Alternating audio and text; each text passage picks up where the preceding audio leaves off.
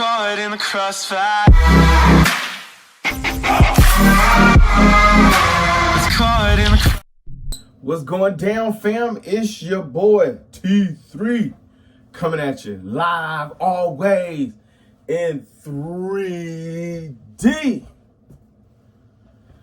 Whew, your man's a little tired, things a little grimy, but all things is good.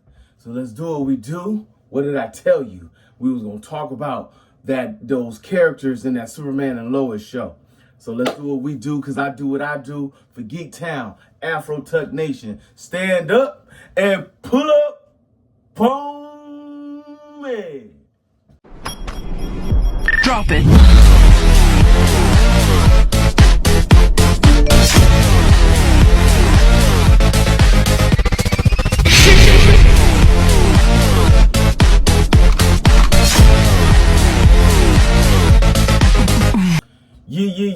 Yeah. What? Tuesday. Why do Tuesdays always feel like a second part to Monday? Anyway, how are you doing this morning? Your man's is feeling good. We talking about all things Superman and Lois. I've been watching and catching up on Flash, which means I'm on a crossover edition right now. I got 2 more episodes to go. It was interesting to see hour number 2, tribute to all things Superman, Christopher Reeve, Smallville. Like, they literally brought in every Superman that you could think of. Ray Palmer, aka Slash Adam, aka Slash Superman, was giving tribute to Christopher Reeve's Superman. You can see which that one that he was supposed to represent. You get your boy Smallville back in there, married to the Lois. That was part of that episode and season. All things saying, it is a good tribute. They even bring in Batman, which was interesting. And they brought in the guy who voices the Batman from Arkham Asylum, the video games, you know what I'm saying? Which was pretty dope, because to hear that voice, that was like, you felt the badness and how Batman became just all things gritty and irony, and in a world in which all things was bad. I'm trying to tell you, it was a beautiful thing. But that's not what we're here for. We're here to talk about Superman and Lois, the TV show, season 1. So when you come into season 1 and the Superman and Lois, you come in with them already having twins. You come into a world where they're in the parenting. They've been in the parenting business for a minute now, and they move to Smallville because he wants to get his kids an opportunity to be raised around all things just wholesome instead of in Metropolis. His kids do not know that he is Superman yet. And so you come across the first who you think is a villain, but turns out to be John Henry Irons. So I'm going to give you both sides of the loop, the comic book John Henry Irons and the John Henry Irons that you have on the TV show. And you'll see the differences between the two. So John Henry Irons, the comic book, was mainly really introduced because he's based on the old folklore John Henry, why he has the hammer, because John Henry was a railroad worker and a mountain man. Well, in the comic book John Henry Irons, he was a engineer, big time scientist, smart, was a part of a big tech company. He created what is called the BG-60, a very powerful energy cannon that turned out to be being sold on the streets, and criminals were using it to fight Superman and the police and all the rest of these things. And he got the blame for it. Well, the company got in trouble. John Henry Irons got the blame for it and gets kicked out and ostracized. Well, he, by being so disgusted and not being one of the part of what was going on with that company, he fakes his death and moves to Metropolis. Well, in Metropolis, he becomes a construction worker, just to try to keep a low profile, doing his thing, just chilling.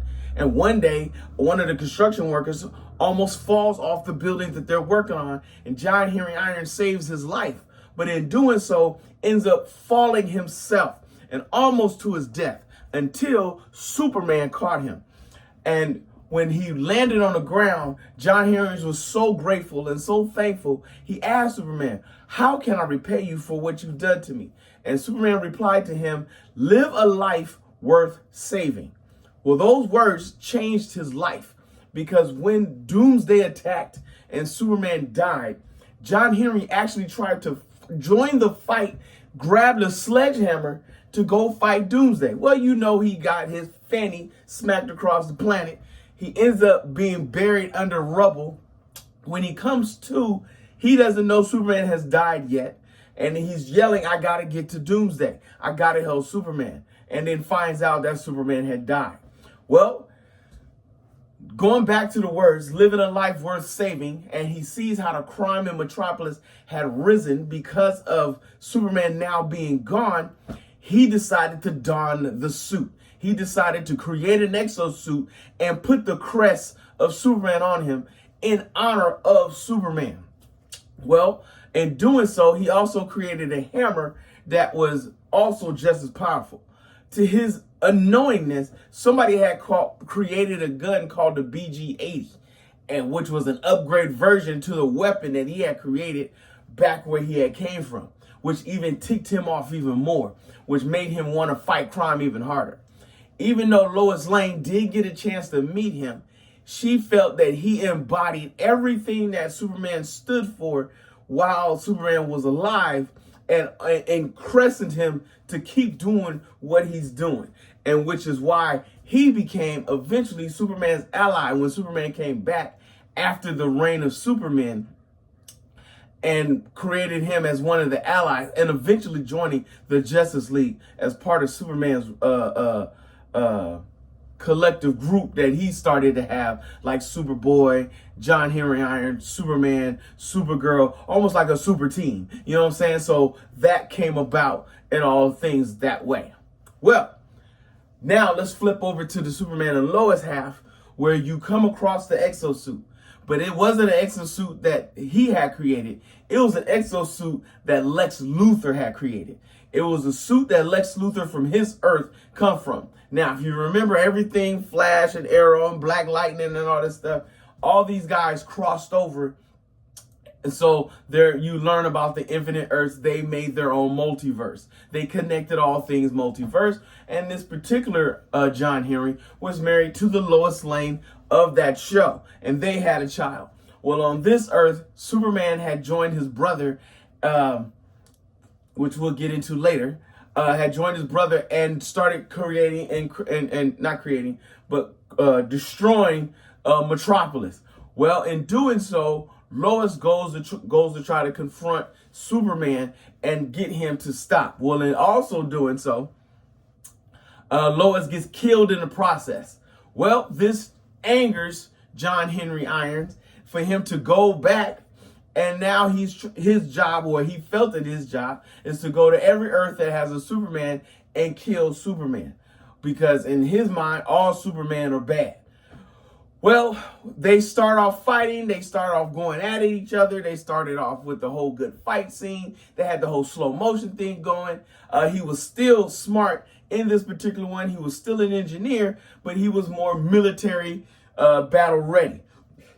Turn to find out, he was friends with General Ross on his Earth, that they were comrades in the military together, which gave him his fighting skills, his fighting knowledge, and all the things that went on. Eventually, Superman and John Henry Irons become friends. Is it an awkward situation because Superman is actually married to Lois instead of him married to Lois? So now you watching another man walk around with your wife. I would actually go back to my own Earth, but that was just me. So they didn't go into an elaborate story outside of that with John Henry Irons in the Superman show. Instead of making him, because the John Henry Irons on that Earth was technically dead, so he never became John Henry Irons.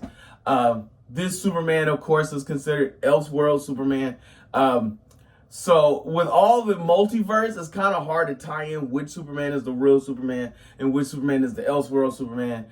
They all kind of have the same story, but that's where they're going with the Superman and Lois part. This particular Superman is a part of the Earth where Supergirl resides, and the Legion of Heroes, Brainiac 5, so forth and so on. So it makes it a very interesting dynamic. Of course, you're now going to have the twins who are eventually going to gain their powers. But this is one of the major characters for that show. This is one of the major characters that began the show. You don't find out who he's John Henry Irons until much later, especially once he got the hammer. So you was wondering how this all was playing out, because the way they started it off is you thought they made a black Lex Luthor, which, you know, with the change up of things and all that stuff, you know, characters could be anybody at this point. But it was a good part. I like him as John Henry Irons. He comes off as a good John Henry Irons. Yeah, we can keep him around. Let's work on some of the storylines. I'm excited about season 4, the final season, to see how this whole plot twist turns out, and we go forth from there. You feel me? Later. All right, folks, it's time for your boy to head out. It's time to do our thing. Tomorrow, we will talk about who was the real villain in season 1 in Superman and Lois, who turns out to be the one that they actually need to stop. So let's keep up with all things Big Dog. Let's do what we do, because we do it for the crew. Now, you know what I'm going to say. Don't act brand new. Because if you see your mans in the streets, hit them with the beats and hit them with a jingle jangle, baby. Jingle jangle.